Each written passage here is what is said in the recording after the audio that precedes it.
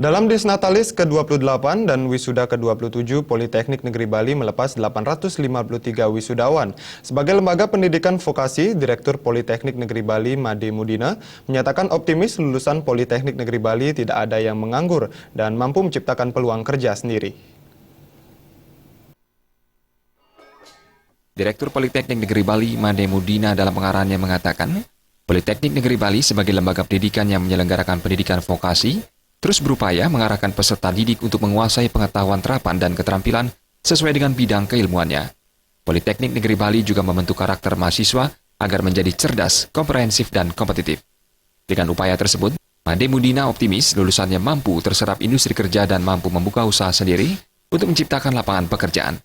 Kedepan, PNB akan terus melangkah maju untuk mencapai visi lembaga, yakni menjadi penyelenggara pendidikan vokasi terdepan dengan menghasilkan lulusan profesional yang berdaya saing internasional. Salah satu bentuk pendidikan vokasi yang mengedepankan keterampilan kerja itu berbasis keilmuan. Tentu ini sudah boleh dikatakan sudah sejak awal Politeknik berdiri sudah dirancang model pembelajarannya seperti itu.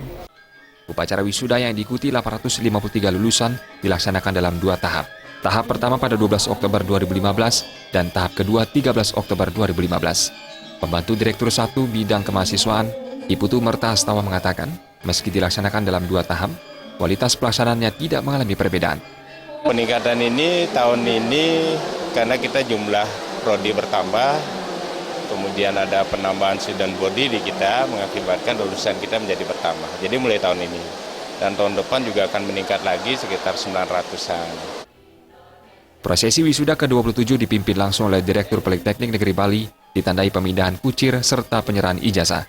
13 wisudawan berhasil meraih lulusan terbaik dengan IPK tertinggi, masing-masing Iputu Indra Yuda dari Prodi D3 Teknik Sipil dengan IPK 3,95, Made Krisna Udiana dari Prodi D4 Manajemen Proyek Konstruksi dengan IPK 3,92, IGD P. Desnanta Ganda Perkasa dari D3 Teknik Mesin dengan IPK 3,78, Nimade Diarayanti dari D3 Informatika dengan IPK 3,90, Nidesa Gedeayu Wihandani dari D3 Akuntansi dengan IPK 3,82, Gusti Ayu Putumanik Rahayuningsi dari D3 Administrasi Niaga dengan IPK 3,92, Nimade Yatnyasari dari Prodi D3 Usaha Perjalanan Wisata dengan IPK 3,90, Nilu Putu Utariasi dari D4 Manajemen Bisnis Pariwisata dengan IPK 3,94, Bima Bangun dari D3 Teknik Pendingin dan Tata Ruang dengan IPK 3,70, Iputu Yana Juliantika dari D3 Teknik Listrik dengan IPK 3,72, Dewayu Made Mugi Perwitasari dari D3 Teknik Listrik PLN